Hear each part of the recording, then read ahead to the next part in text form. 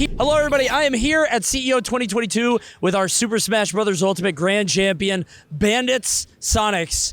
What a night you had, man. I mean, you came all the way from losers in 7th place, all the way up to the bracket, won 2 sets in Grands. Game 10, I mean, you've got to be exhausted right now. Yeah, I'm physically and mentally exhausted. It's been a marathon, honestly. But I feel pretty good about my play overall, and I'm very, very happy. So, you know, we sleeping good tonight. Sure. It's funny that you get first and you say you feel pretty good about your play. I mean, there's always something to improve, right? Or some stuff that you realize you could have changed. So as you started in 7th place, I mean, you made that monster run through losers. Was there any point in that bracket where you started to think like, okay, I can actually do this. I can take it all the way. Or do you just really go into everything thinking, I know my potential. I know I can win this tournament? It was 50-50, a little bit of both. So coming in today, I was a little nervous at first, but after I threw out WaDi, I was like, okay, you know, I'm playing kind of nice. I think I got it. And then after I beat Tweak, that's when I was like, okay, that's it. I got it. That's a huge win. I mean, like, beating Tweak is phenomenal, and then you kept going, right? You beat the Buzz, you beat Toast, you beat Riddles twice. I mean, when you were coming up on these wins, was there anything that was sort of surprising you about your own play or surprising you about the opponents that maybe you didn't realize that you were able to exploit until you got into the match? I feel like today I was able to toggle between aggressive playstyle and defensive playstyle pretty good. And I feel like that's what got me the win at the end of the day.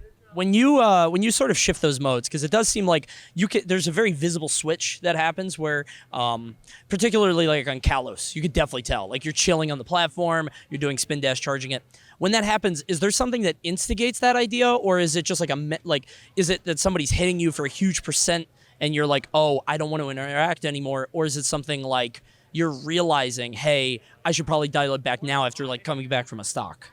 Usually whenever I just go back and chill on a platform or a ledge, is because I'm not familiar with my opponent's character's burst range and they're mashing on me, and I'm like, okay, I'm gonna let you mash. I have an invincible hitbox that combos. Come at me. Sure. When it comes to playing Sonic the Hedgehog, obviously, I mean, I'm not going to sugarcoat it. Not always the fan favorite. You know, the character can sometimes get a little bit not as exciting as somebody like Terry or Kizzie in the public eye. Does that demotivate you at all? Is that something that I mean, you've been playing Sonic for a long time, but is that something that can sort of get to you when it feels like the crowd is against you, you know, from the Kizzie set? Yeah.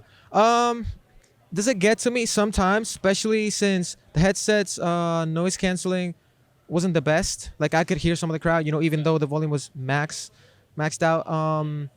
But at the end of the day, I'm able to like refocus and put my head back in the game and just say, you know what, like, that doesn't matter. Let me just keep playing my game. Let me keep doing my thing, and whatever happens, happens. Sure. It takes a massive amount of discipline and patience, and I think a lot of people don't realize that when you play a character like that, to find your openings and go in, it takes just an immense amount of ability to be able to make that happen. I don't want to keep you too long. One of my last questions for you is the Kazuya. He pulls out the Kazuya after using Terry. Usually what Riddles will do is he'll use Terry for hypermobile matchups if he needs to chase somebody down. When he switched to Kazuya, was that something in your head that you're just thinking, oh, okay, I figured this would happen. He doesn't have an answer with Terry? Or was it sort of like you didn't know what to expect? I knew it was coming. I just didn't know when.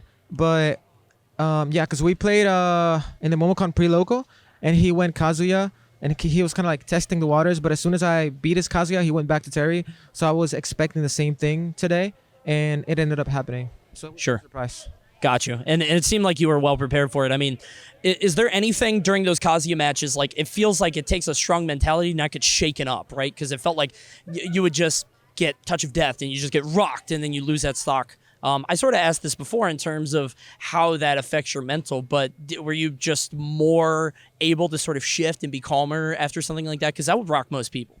Yeah, I was pretty calm for the most part because I know I just need one stock to take all three. So I was like, as long as I'm still in this game, as long as I'm still in this bracket, in this tournament, in this set, I can take the whole thing. So it didn't faze me, really. You were able to do it. Okay, I have to ask, in that Game 10 final hit, did everything just kind of like fade out at that point, just like pure focus?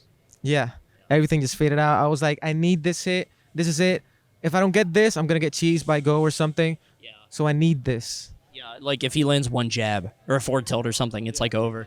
Yeah. Listen, this is certainly, I would think, the biggest tournament you've won in your Smash career, right? I mean, like with these top players, just everybody here coming all the way from the Dominican Republic. I got to ask, and I know this is kind of a fluff question. I kind of asked it before. What does this mean to you, man? How does this feel? Feel free to gush. I mean, you've earned this, dude. I know it probably hasn't like set in yet, but like this is a big deal, man. It is. I honestly, I don't know. I'm trying to like hold it in, you know. You can let it all out, brother. You earned it. I'm serious. I've watched you sort of progressing. You were what, the 3rd seed of the tournament or 4th? 4th seed. And it was like, I know a lot of people doubted you, and like it seems surprising to a lot of people, but God, did you earn it, man? You killed it out there. Yeah. No, I'm very happy. The only thing is, I already saw myself like winning this whole thing, so that's why I'm not, you know, overly like emotional about it. And I feel like there's still a lot more to learn, you know, a lot more to improve, lots of things to work on for the next upcoming tournaments. But I'm overall very, very happy, and yeah, I'm very happy. It just hasn't set in yet. I hear you. And like, to be a top player, you kind of got to visualize yourself winning anyway. So when it happens, you're like, you know, you expected it to happen. Where are we going to see you next? Are you going to Gommel? Are you going to, you know, anything else coming up? I might go to Gommel, but if you guys don't catch me at Gommel, it'll be a double down for sure. Awesome. Sounds good. Listen, Sonix, you absolutely earned today. Seriously. Thank you so much for your play and your time and everything. Guys, remember to subscribe to PGstats for more interviews like this, and we'll catch you on the next one.